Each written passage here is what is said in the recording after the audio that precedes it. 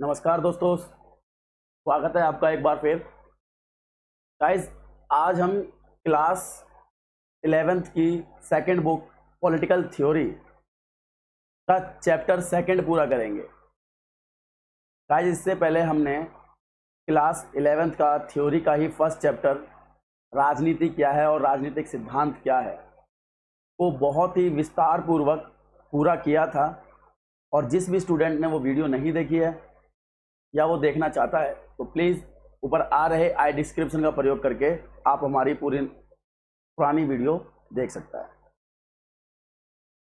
Guys, आज हम जो बात करने वाले हैं वो बात करेंगे स्वतंत्रता की। स्वतंत्रता के सिद्धांत की बात करेंगे। और इससे पहले मैंने जो पिछली वीडियो है उसके अंदर आपको बताया कि किस प्रकार से सिद्धांत हमारे लिए अनिवार्य होते हैं, सिद्धांत क्या होते हैं, सिद्धांतों का विकास कैसे होता है और सिद्धांत के आधार पर हम कैसे अपनी सोच को विकसित कर सकते हैं। इन सभी चीज़ों की जानकारी हमने पिछली वीडियो में प्राप्त की थी। इसीलिए मैंने आपको बार बार बोला था कि वो वीडियो बहुत ही ज़्यादा इम्पोर्टेंट है। गाइस, आज जो अगला चैप्टर है वो है स्वतंत्रता का। आज हम स्वतंत्रता की बात करेंगे और देखेंगे कैसे स्वतंत्रता का जो एक विकास हुआ सिद्धांत के रूप में हुआ, कैसे स्वतंत्रता के क्या मायने हैं, सकारात्मक स्वतंत्रता क्या होती है, नकारात्मक स्वतंत्रता क्या होती है, स्वतंत्रता को विकसित करने वाले विचारकों के अंदर कौन कौन से विचारक शामिल हैं। तो गाइस, ऐसे ही बहुत सारी बातें करेंगे, तो प्लीज़ आप एंड तक बने रहिए, देखिए एंड तक हम इस चैप्टर के अंदर क्या क्या चीज़ों की विस्तार पूर्वक चर्चा करते हैं। तो पहला जो क्वेश्चन है इस वीडियो का वो यही है कि स्वतंत्रता का अर्थ क्या होता है। पेपर में इस तरीके से भी पूछा जा सकता है, स्वतंत्रता से आप क्या समझते हो, या इस तरीके का भी क्वेश्चन आता है यही कि स्वतंत्रता का आदर्श क्या होता है। तो गाइस, स्वतंत्रता का जो अर्थ है वो आसान शब्दों में होता है। स्वतंत्रता का अर्थ बाहरी बंधनों से मुक्ति या फिर कहें बाहरी प्रतिबंधों का अभाव होना ही स्वतंत्रता कहलाता है। अब बाहरी प्रतिबंध कौन से होते हैं? देखिए, बाहरी प्रतिबंध कोई भी हो सकते हैं। वो प्रतिबंध व्यक्ति के ऊपर बाहर से समाज भी लगा सकता है, सरकार भी लगा सकती है, या कोई व्यक्ति बलपूर्वक भी उसके ऊपर वो प्रतिबंध लगा सकता है। यदि इस प्रकार के प्रतिबंध उसके ऊपर लागू होते हैं या लगाए जाते हैं तो ऐसी स्थिति में हम उस व्यक्ति को स्वतंत्र नहीं कहेंगे। अर्थात स्वतंत्रता का अर्थ हुआ कि व्यक्ति के ऊपर बाहरी जो प्रतिबंध हैं उनका अभाव होना चाहिए या किसी भी प्रकार का व्यक्ति के ऊपर कोई प्रतिबंध नहीं होना चाहिए। इसी को हम स्वतंत्रता कहते हैं। दूसरे शब्दों में हम ये भी कह सकते हैं कि दासता से मुक्ति यानी गुलामी से आज़ादी, गुलामी से आज़ादी भी स्वतंत्रता ही होती है। देखिए, मैं आपको बता दूं, स्वतंत्रता एक ऐसा शब्द है, इस बुक के अंदर हम सब ऐसे विषयों की चर्चा करेंगे जिस विषयों के ऊपर, क्योंकि मैं बात कर रहा हूँ बुक है सिद्धांत की, और सिद्धांतों का विकास ऐसे नहीं हो जाता है। सिद्धांतों का विकास बहुत लंबी प्रक्रिया के द्वारा होता है। तो गाइज, इन सभी सिद्धांतों के बारे में बहुत सारे विचारकों ने, बहुत सारे लोगों ने अपनी अपनी राय प्रस्तुत की है।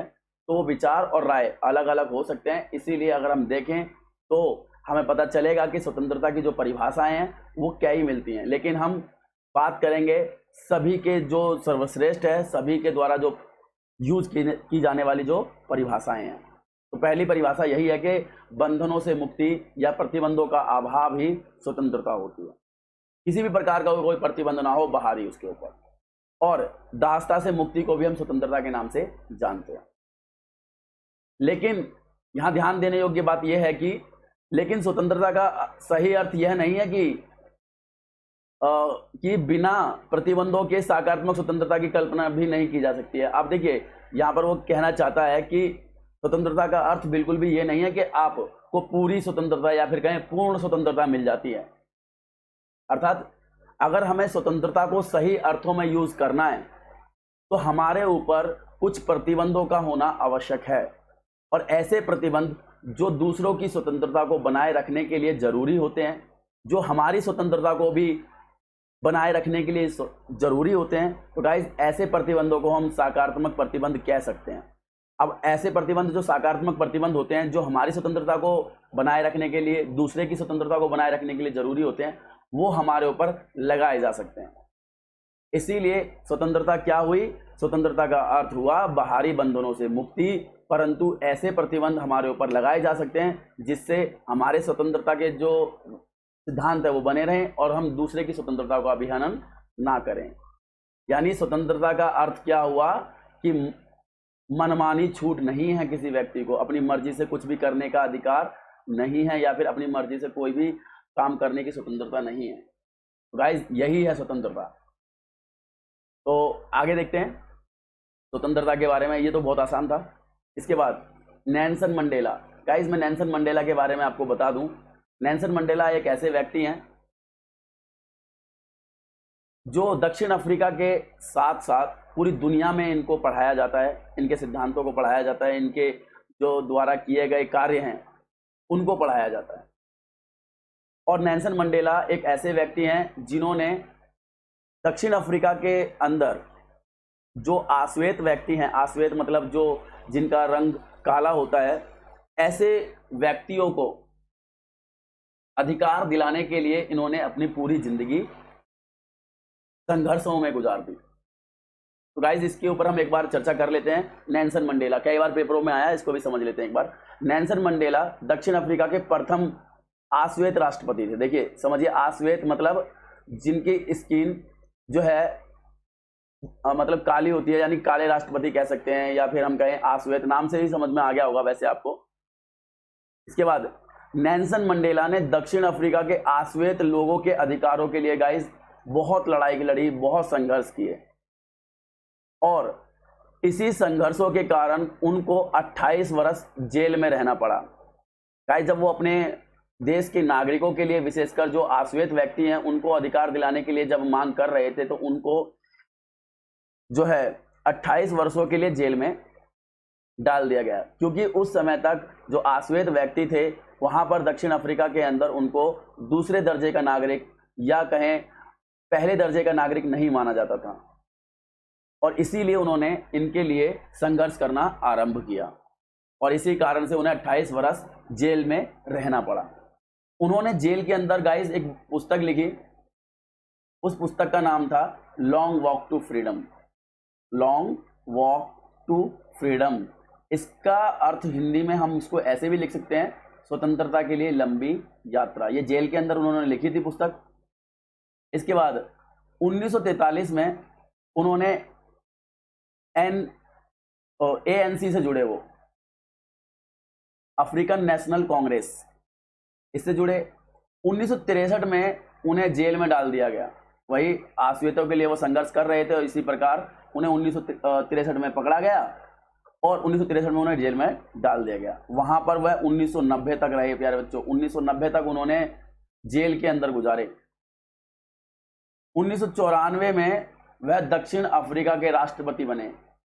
1994 में चुनाव हुए और चुनावों के अंदर वह दक्षिण अफ्रीका के राष्ट्रपति बने, और 1999 तक वह रहे, और 5 दिसंबर 2013 को उनका निधन हो गया। यानी 5 दिसंबर 2013 को नेल्सन मंडेला इस दुनिया को छोड़कर चले गए। गाइस ये था नेल्सन मंडेला के ऊपर टिप्पणी, बहुत इंपॉर्टेंट थी, मैंने इसको विस्तार पूर्वक समझाया आपको, एक बार इसको आप दोहरा लीजिएगा। अब दूसरी जो शख्सियत है उनका नाम है आंग सान सू की। कहीं कहीं पर आंग सान सू की लिखा रहता है, आप देख लीजिए आंग सान सू की है, और आपको टिप्पणी लिखनी है। ये भी गाइस एक ऐसी हस्ती हैं, एक ऐसे व्यक्ति हैं जिन्होंने अपने देश के नागरिकों के लिए बहुत ही ज्यादा संघर्ष किए, और इन संघर्षों के दौरान वह कई कठिनाइयों से गुजरे। गाइस आंग सान सू की जो थी वह इतनी ज्यादा संघर्षरत थी कि उन्हें जब नजरबंद किया गया, तो नजरबंद करने के दौरान उनके पति जो थे उनकी भी मृत्यु हो गई। मृत्यु के बाद उनके पति को भी उन्हें देखने नहीं दिया गया। तो गाइज इनके बारे में भी एक बार जान लेते हैं कि आंग सान सू की क्या है, उन पर टिप्पणी लिखिए, पेपर में अक्सर आ जाता है। आंग सान सू की ने अपने लोगों के लिए, अपने लोग मतलब अपने देश के लोगों के लिए सैनिक शासन के अधीन होने वाली कठिनाइयों से बचाने के लिए संघर्ष किया। गाइस जो आंग सान सू की थी वह म्यांमार एक देश है, म्यांमार देश की नागरिक थी, और वहां पर सैनिक शासन से परेशान लोगों के लिए वह जो है संघर्ष कर रही थी। और इसी संघर्ष के दौरान उन्होंने अपने देश के नागरिकों के लिए युद्ध करना या फिर कहें संघर्ष करना आरंभ किया।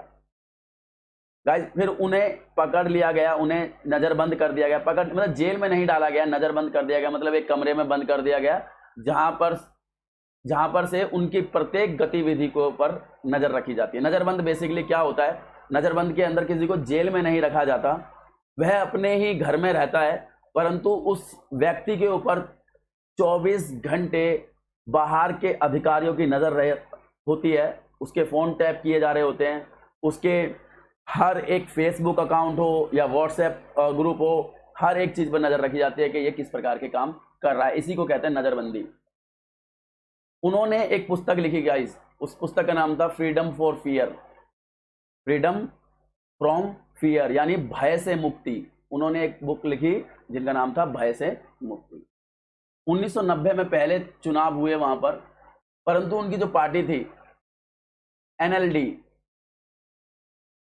कि जीतने के बाद भी उनकी पार्टी जीत गई, उनके बाद भी उनको सत्ता नहीं सौंपी गई और उनको नजरबंद कर दिया गया, क्योंकि वहां पर सैनिक शासन की जड़ें इतनी ज्यादा मजबूत हो चुकी थी कि उन्होंने जो आंग सान सूकी पार्टी जो जीती थी एनएलडी, उसको जीतने के बाद भी सत्ता नहीं सौंपी और उन्हें नजरबंद कर दिया गया। गाइस इसके बाद देख लेते हैं। और आंग सान सूकी को गाइस वो 2010 में रिहा किया गया और 2012 में वो पहली बार सांसद के रूप में चुनी गई और म्यांमार की संसद में वो पहुंची। ये था आंग सान सूकी से जुड़ा हुआ एक छोटा सा जीवन परिचय जो आपके बुक के अनुसार बहुत ज्यादा जरूरी था। गाइस अब आगे देखते हैं अगला टॉपिक कौन सा है। स्वतंत्रता का वास्तविक अर्थ समझाओ। वो पूछना चाहता है कि बताइए स्वतंत्रता वास्तविक रूप में क्या होती है। आप बोलोगे कि सर आपने अभी स्वतंत्रता का अर्थ बताया था। गाइस वहां पर जो स्वतंत्रता थी वहां पर हमें यह बताया गया कि स्वतंत्रता का अर्थ होता है बंधनों से मुक्ति, परंतु उचित प्रतिबंधों के साथ ही हम अपनी असली जो स्वतंत्रता है बेटो उसका प्रयोग कर सकते हैं। उसका प्रयोग हम कब कर सकते हैं, जब हमारे ऊपर सकारात्मक प्रतिबंध उचित रूप से लगे हुए रहें। इसके बाद हम बात करते हैं इसका, एक बार देख लेते हैं इस क्वेश्चन को। स्वतंत्रता का वास्तविक अर्थ व्यक्ति के ऊपर उचित व सकारात्मक न्याय संगत प्रतिबंधों का होना है।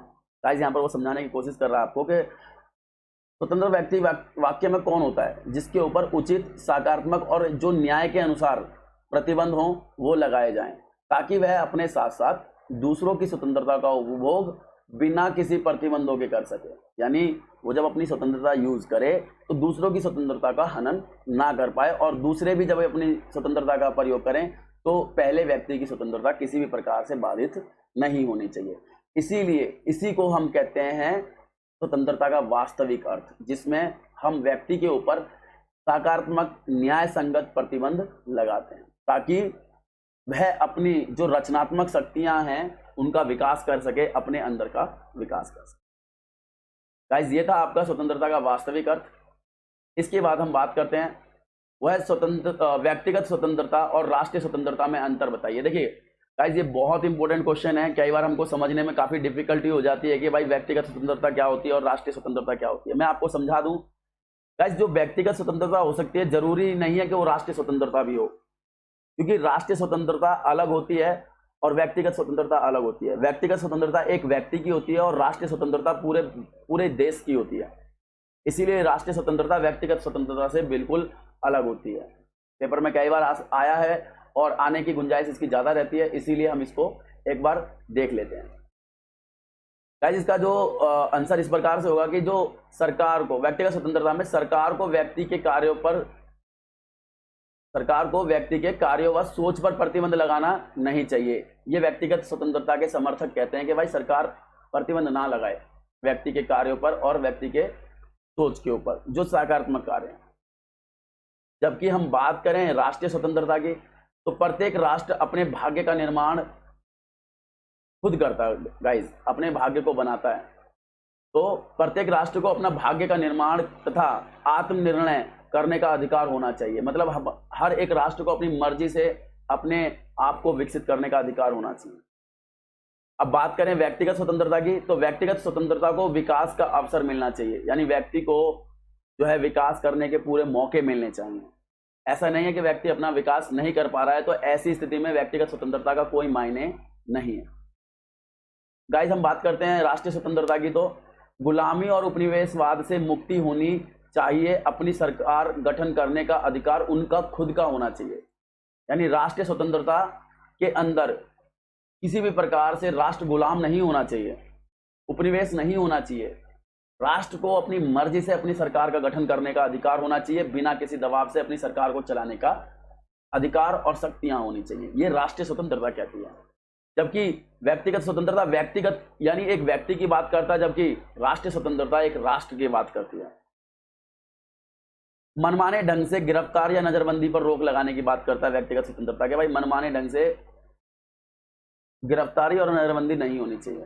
राष्ट्रीय सुरक्षा के लिए, ध्यानपूर्वक सुनिए बेटा, राष्ट्रीय सुरक्षा के लिए व्यक्ति की जो व्यक्तिगत आज़ादी होती है, राष्ट्रीय सुरक्षा के लिए व्यक्ति की व्यक्तिगत आज़ादी के ऊपर रोक लगाई जा सकती है। जैसे आपने देखा होगा जम्मू कश्मीर के अंदर जो अक्सर हमारे अलगाववादी जो नेता होते हैं, उनको सरकार द्वारा देश के हित के लिए नजरबंद कर दिया जाता है, उनकी व्यक्तिगत स्वतंत्रताओं के ऊपर रोक लगा दी जाती है। यहाँ तक कि जम्मू कश्मीर के निवासियों के लिए जो इंटरनेट की सुविधाएं होती हैं वो भी ठप कर दी जाती हैं। इसके पीछे का कारण क्या होता है कि वह लोग अक्सर अपनी स्वतंत्रताओं का प्रयोग करके आतंकवादी गतिविधियां या उग्रवादी गतिविधियों को अंजाम दे सकते हैं, इसीलिए उनकी व्यक्तिगत स्वतंत्रताओं के ऊपर हम रोक लगा देते हैं। और यह राष्ट्रीय स्वतंत्रता में कोई बड़ी बात नहीं है। राष्ट्रीय स्वतंत्रता सर्वोपरि है, इसमें व्यक्तिगत स्वतंत्रता देखी ही नहीं जाती है। इसके बाद नागरिकों के प्राइवेसी मतलब निजता, भाषण, सभा की पूरी स्वतंत्रता होती है।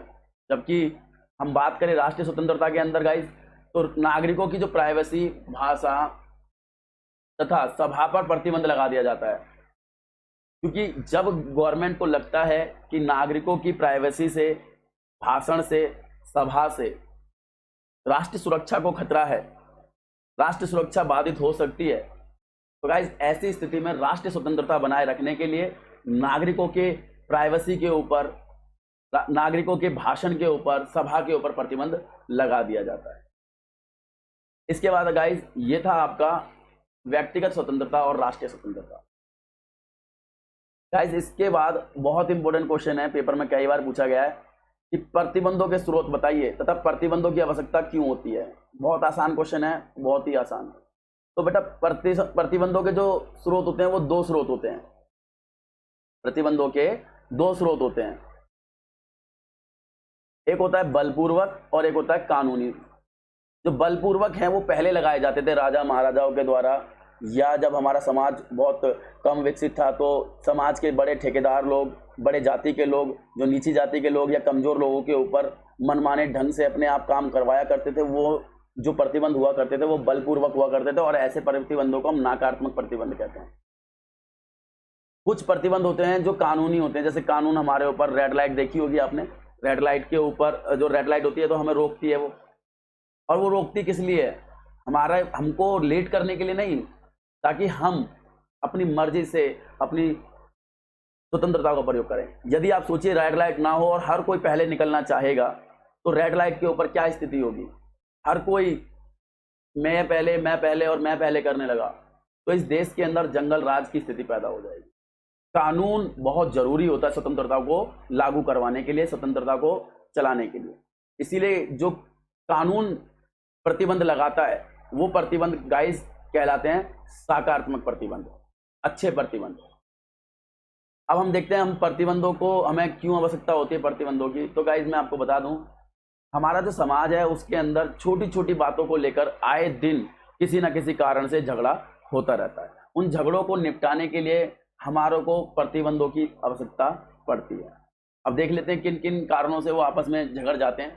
तो पार्किंग को लेकर विवाद हो जाता है, घरों के आगे जो नाली की सफाई को लेकर, नालियों को लेकर के विवाद हो जाता है, फिल्म को लेकर के विवाद अक्सर देखा गया होगा, जमीन को लेकर के विवाद हो जाता है, और ऐसे बहुत सारे कारण हैं जिनके ऊपर, छोटी छोटी बातों के ऊपर हमारे समाज के अंदर लोग विवाद को उत्पन्न कर लेते हैं।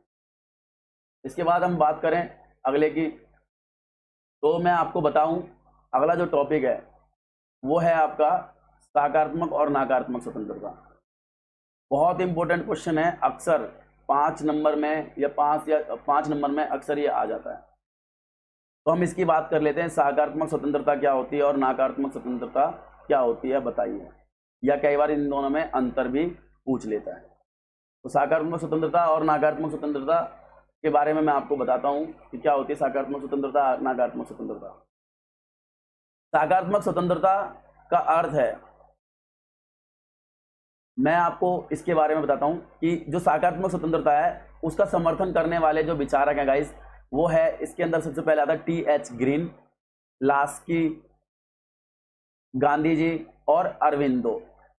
तो ये विचारक ऐसे हैं जो सकारात्मक स्वतंत्रता के पक्षधर हैं। सकारात्मक स्वतंत्रता वह स्वतंत्रता होती है जिसके अंदर व्यक्ति के ऊपर प्रतिबंध होते हैं, व्यक्ति के ऊपर प्रतिबंध होते हैं। सकारात्मक प्रतिबंधों के साथ में जो स्वतंत्रता होती है उसको हम सकारात्मक स्वतंत्रता कहते हैं। नकारात्मक स्वतंत्रता वह स्वतंत्रता होती है जो पूर्ण स्वतंत्रता देने की बात करते हैं बिना किसी प्रतिबंधों के। तो गाइस मैं यही बता रहा था, जो सकारात्मक स्वतंत्रता है उसके पक्षधर जो हैं वो T.H. Green, Laski, Gandhi, Aurobindo. इसके बाद बात करें नकारात्मक स्वतंत्रता के जो पक्षधर हैं वो है John Locke, Adam Smith, Herbert और स्पेंसर।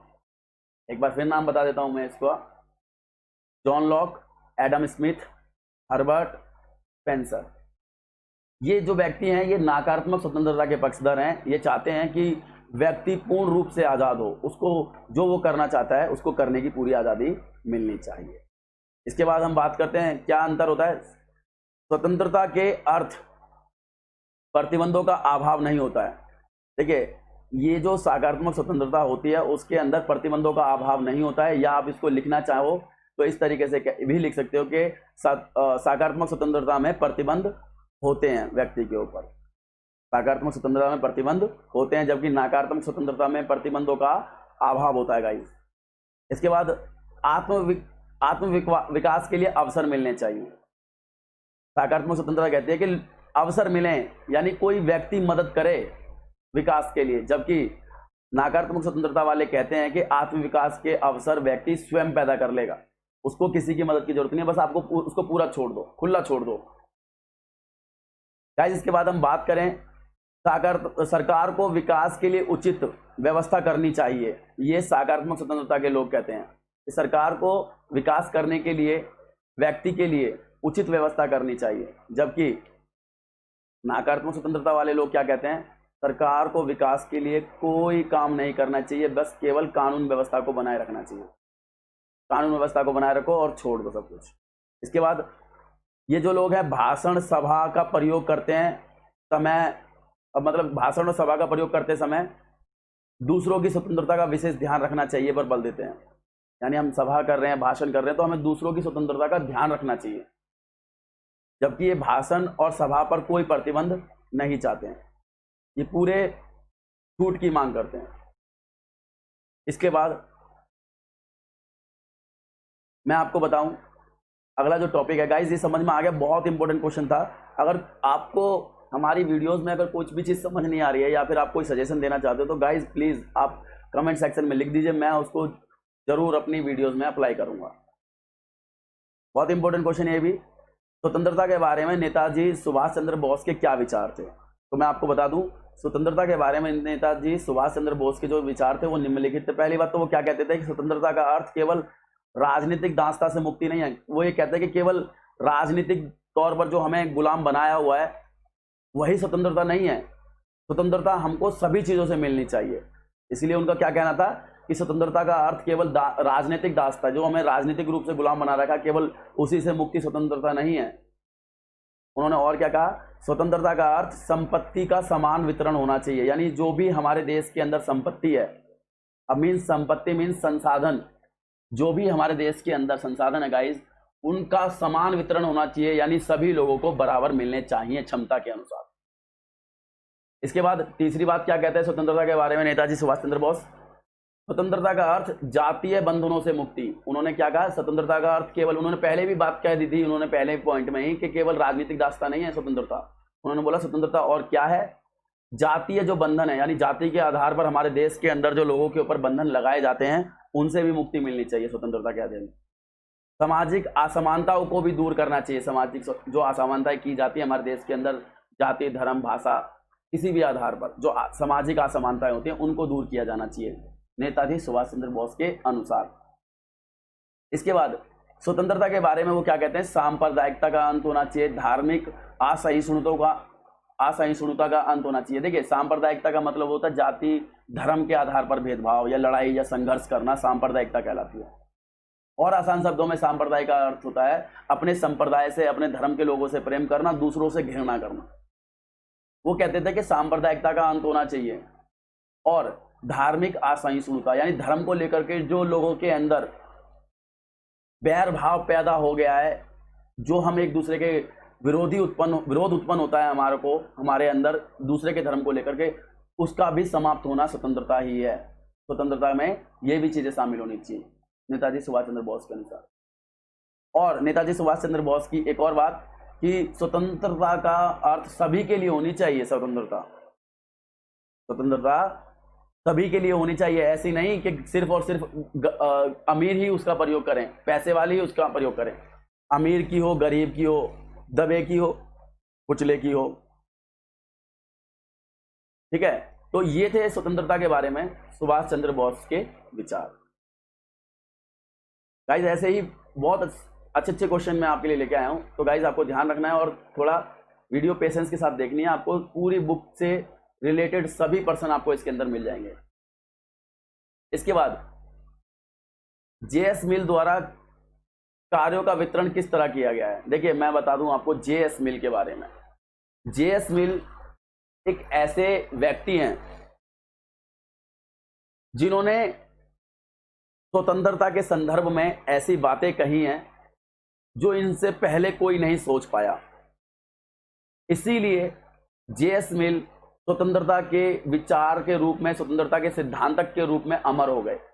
यानी जब तक हम स्वतंत्रता के सिद्धांत को पढ़ेंगे, ये जीवन रहेगा, ये दुनिया रहेगी, तब तक हमें जेएस मिल को पढ़ना पड़ेगा। क्योंकि कुछ व्यक्ति ऐसा अभिनय करते हैं अपने जिंदगी के अंदर कि वह व्यक्ति अपने अभिनय के कारण ही जाने जाते हैं। उन्हीं में से एक जेएस मिल है। जैसे मैं आपको उदाहरण देता हूं कि बहुत सारे लोग फिल्मों के अंदर ऐसा किरदार अदा करते हैं कि हम उनको किरदारों के नाम से जानते हैं और उनको उनके रियल नाम से नहीं जान पाते हैं। जैसे आपको मैं उदाहरण देता हूं, जैसे शोले फिल्म में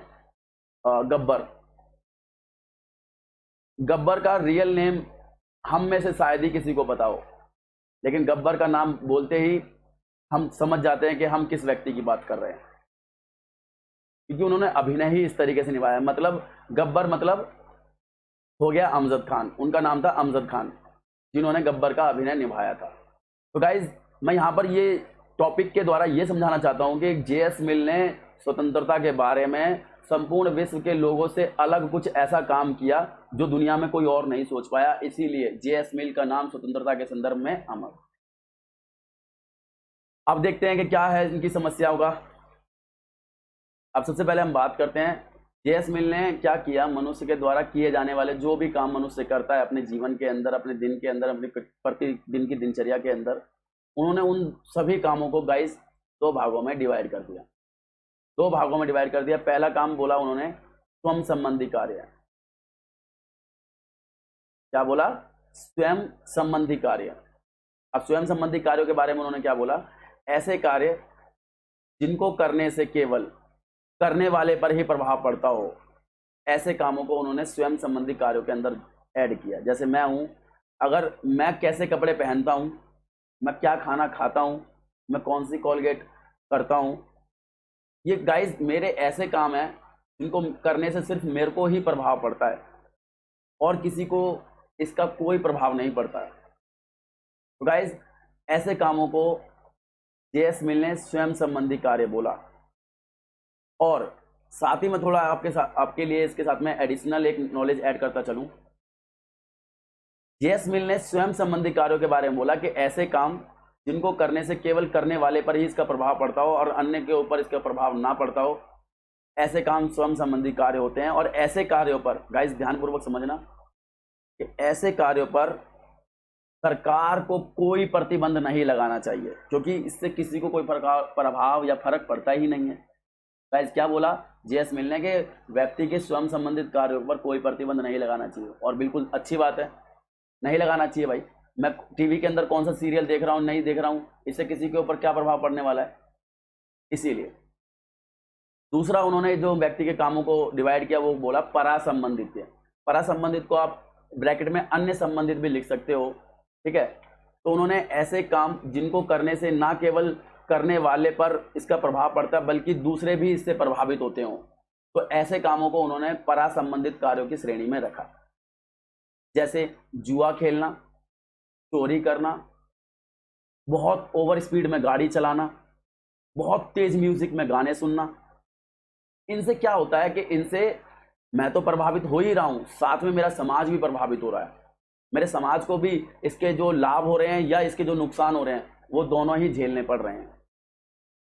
तो ऐसे कामों पर जेएस मिल ने क्या बोला कि व्यक्ति के जो परासंबंधित कार्य हैं जिनको करने से व्यक्ति के साथ साथ दूसरे भी प्रभावित होते हैं, इनके ऊपर गवर्नमेंट प्रतिबंध लगा सकती है और लगाना चाहिए। ये गाइस बोला जेएस मिल ने।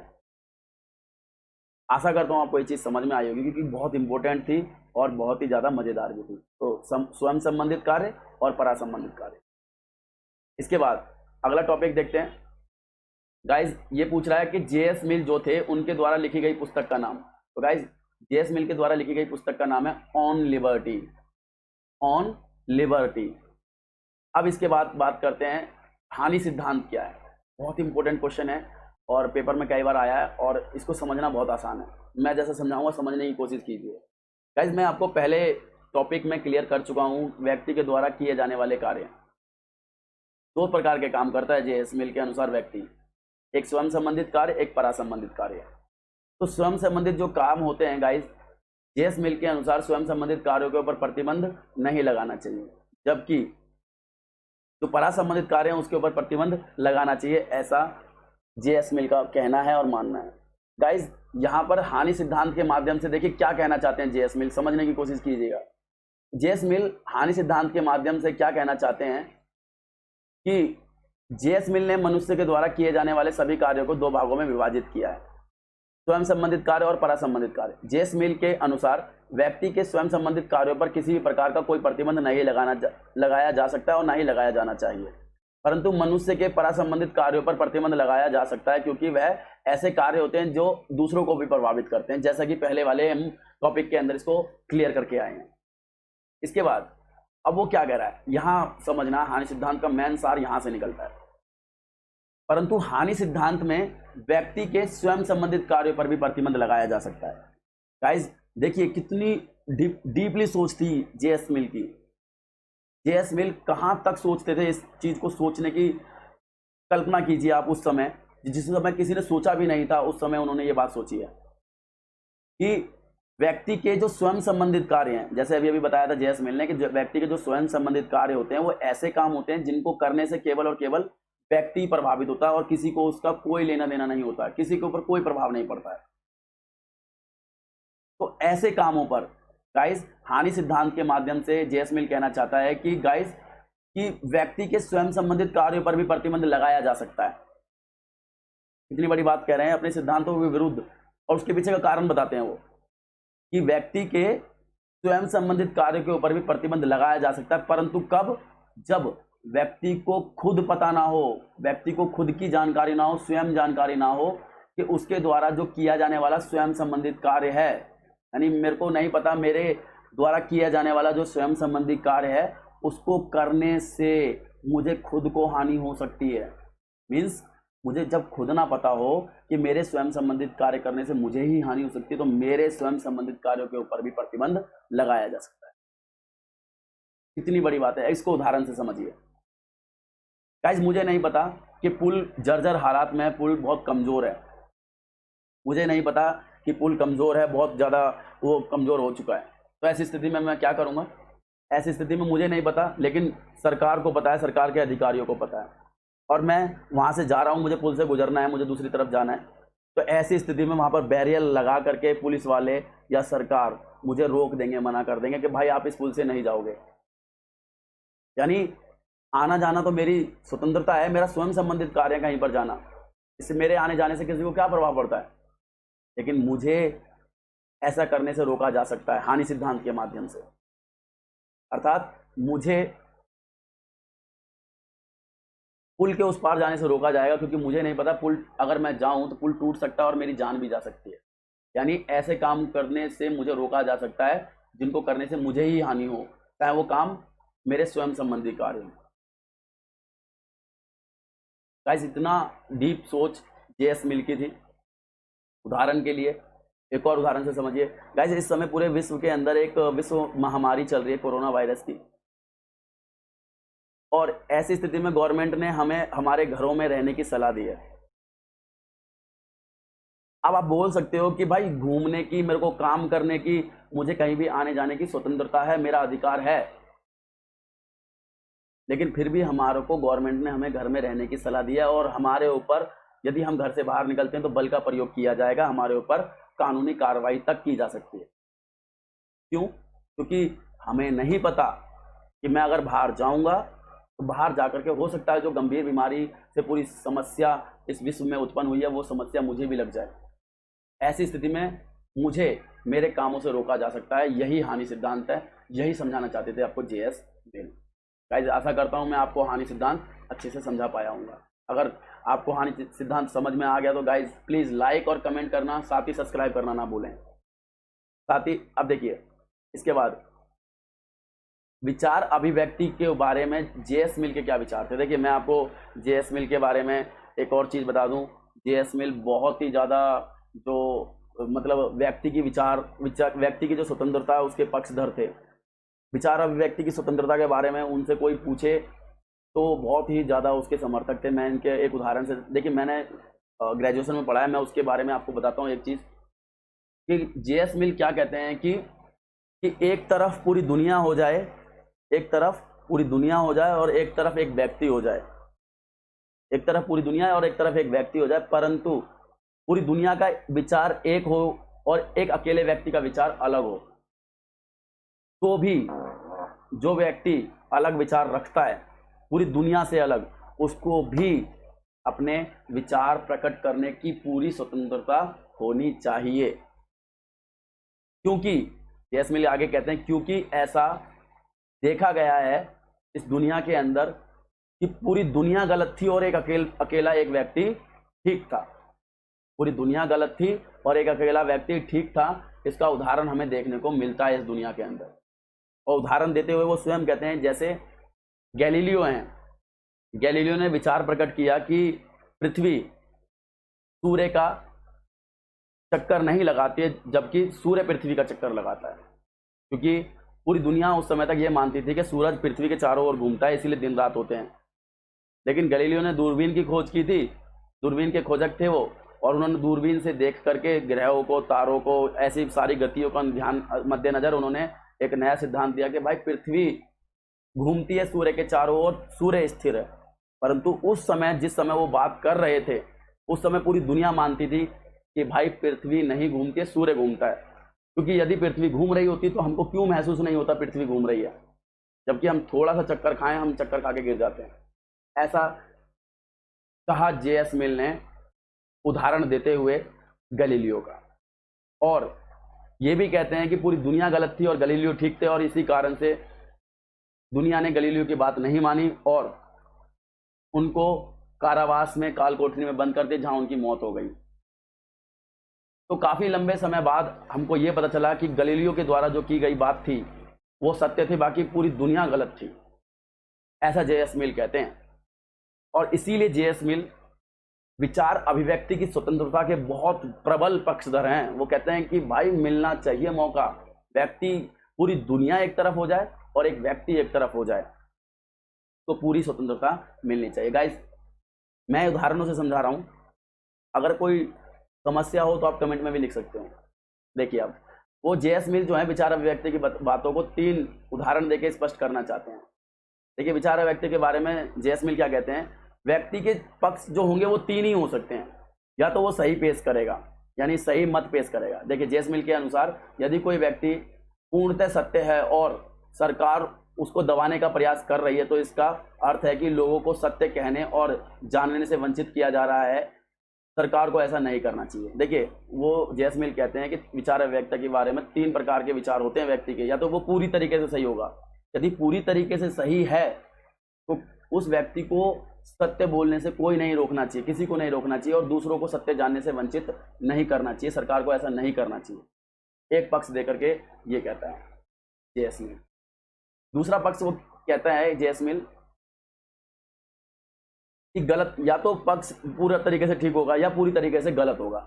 यदि कोई मत जो व्यक्ति के द्वारा पेश किया जा रहा है वो गलत है तो उसे दबाने से कोई फायदा नहीं है, क्योंकि गलत सबके सामने आ जाता है। गलत बात पर खुली चर्चा होनी चाहिए और निष्पक्ष जांच होनी चाहिए। अगर गलत है तो गलत को साबित करना चाहिए। गवर्नमेंट को दबाना नहीं चाहिए, गलत को गलत साबित करना चाहिए। ऐसा जेएस मिल ने कहा है व्यक्ति के विचारों के बारे में। या तो उसके विचार पूरी तरीके से सही होंगे या पूरी तरीके से गलत होंगे, या तीसरा पक्ष होगा व्यक्ति के विचारों का अंश, या तो वो अंश यानी कुछ सही होगा और कुछ गलत होगा। और इसके बारे में क्या कहता है जेएस मिल? जेएस मिल का मत है कि व्यक्ति के विचार में थोड़ा सा भी सत्य है तो उस सत्य को जानने का अवसर दिया जाना चाहिए, उस सत्य को बाहर आने का मौका दिया जाना चाहिए। हो सकता है वो सत्य किसी बड़े झूठ को झुटला दे, किसी बड़े झूठ या बड़ा जो षड्यंत्र रचा जा रहा है उस छोटे से सत्य से बाहर आ जाए।